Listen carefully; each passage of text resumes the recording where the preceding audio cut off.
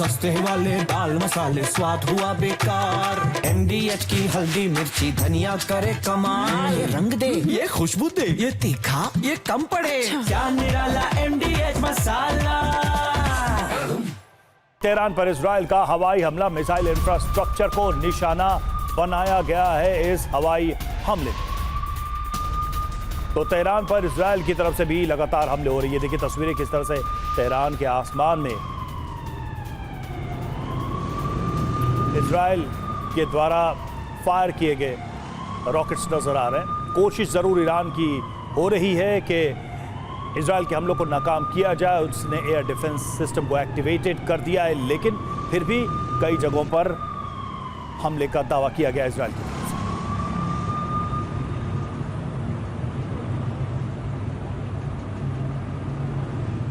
और आइए अब आपको बताते हैं तेहरान पर इजराइल का जो हवाई हमला हुआ है, मिसाइल इंफ्रास्ट्रक्चर को कैसे निशाना बनाया गया है।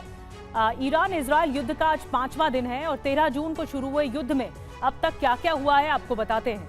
ईरान इजराइल वॉर ताबड़तोड़ प्रहार, इजराइल ईरान 13 जून और 14 जून। 13 जून को क्या हुआ, ऑपरेशन राइजिंग लायन स्टार्ट हुआ।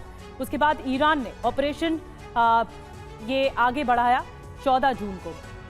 ऑपरेशन टू प्रॉमिस, परमाणु ठिकानों पर हमला, 200 मिसाइलों से हमला किया गया, 6 परमाणु वैज्ञानिक मारे गए, तेल अवीव को टारगेट किया गया, IRGC के कमांडर की मौत हो गई और हाइफा में भारी तबाही मचाई गई। ये आपको बता रहे हैं। अब 15 जून 2025 की तारीख, इजराइल और ईरान दोनों को आप देख रहे हैं। ईरान के कई शहरों पर हमले किए गए इजराइल की ओर से। ईरान की ओर से तेल अवीव और हाइफा पर हमले किए गए। सबसे ज्यादा जो तबाही मचाई वो इन इलाकों में आम नागरिकों की मौत भी हुई है। वहीं ईरान में वैज्ञानिक सैन्य अधिकारियों की मौत हुई है, जो कि इजराइल का टारगेटेड अटैक था। इजराइल मिसाइल हमलों की लहर एक तरह से सामने आई। ईरान की तरफ से ईरान पर भी हमले लगातार अब भी जारी हैं। 16 जून 2025 को यानी 5वां दिन है। 5 दिन में इतनी तबाही मचा दी और दोनों मुल्कों की ओर से एक एक बार जवाब दिया जा रहा है।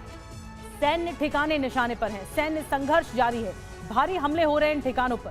परमाणु ठिकानों पर अटैक किया गया है। इजराइल ने एक कदम आगे बढ़ाते हुए परमाणु ठिकानों को निशाना बनाया। रिहायशी इलाकों को नुकसान पहुंचा है इजराइल के। वहीं ईरान में कई लोगों की मौत एक साथ हो चुकी है। अब युद्ध का 5वां दिन है और दोनों तरफ से लगातार हमले किए जा रहे हैं। अब देखना होगा कि आगे इस युद्ध में क्या होता है और कितना और ज्यादा भीषण होता है। क्या अमेरिका बीच में इंटरवीन करेगा? अमेरिका ने ऐसा क्यों कहा कि तेहरान खाली करो?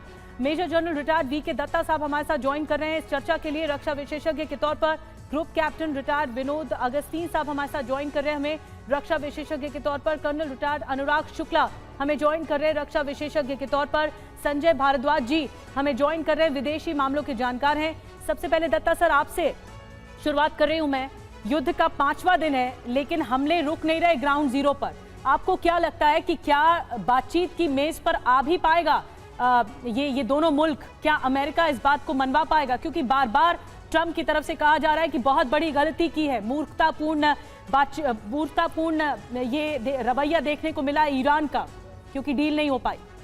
बिल्कुल, देखिए ऐसा है कि जो इजराइल का स्टेटेड ऑब्जेक्टिव है वो 2 फोल्ड था। सबसे पहला कि वो ईरान की जितनी न्यूक्लियर कैपेबिलिटी है उसको तबाह कर दे, ताकि ईरान कोई भी न्यूक्लियर डिवाइस ना बना पाए। उसका एनरिचमेंट के जो जितने प्लांट हैं, जितने सेंटर हैं, जो इनके न्यूक्लियर इस्टेब्लिशमेंट थी, वो सारी साइट्स को उन्होंने टारगेट किया। लेकिन अभी भी जो उसकी डेप्थ है इनकी न्यूक्लियर इंस्टॉलेशंस की, वो इतनी गहरी है कि जहां इजराइल के बंकर बस्टर अभी नहीं पहुंच सकते हैं।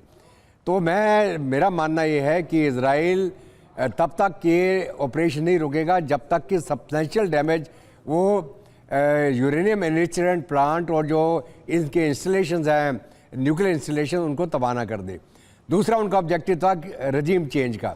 रजीम चेंज के लिए वो लगातार ईरान की पब्लिक को आह्वान करते आ रहे हैं कि ये मौका है, आप अपनी रजीम चेंज करें और जो ये एक कट्टरपंथी रजीम है इसको हटाएं। उसके चलते उन्होंने उनके जो टॉप लीडरशिप 20 से ज़्यादा सीनियर आर्मी के IRGC के अधिकारी मार दिए गए। अभी तक उनके न्यूक्लियर साइंटिस्ट 9-10 के करीब वो मार दिए गए हैं। लेकिन आयतुल्ला खमैनी के ऊपर अभी तक अटैक नहीं हुआ। हो सकता है कि वो फिलहाल छुपा हुआ है, लेकिन शायद उसको टारगेट करने की कोशिश की जाएगी। अभी जहाँ तक ईरानियन पब्लिक का सवाल है, उनको तेहरान को छोड़ देने का हिदायत दी जा रही है ताकि आम नागरिक का नुकसान ना हो, क्योंकि इसके बाद अगर फ़िलहाल जो क्लेम आ रहा है इसराइल का कि हमने 1/3 कैपेबिलिटी ईरान की तबाह करी है, 1/3, इसका मतलब 2/3 कैपेबिलिटी अभी भी है। इसका मतलब उनके जो मोबाइल लॉन्चर्स हैं उनका इस्तेमाल करके वो जो उनकी हाइपरसोनिक मिसाइल्स के साथ तेल अवीव हाइफा के ऊपर हमला कर रहे हैं, जिसको इंटरसेप्ट करना मुश्किल है।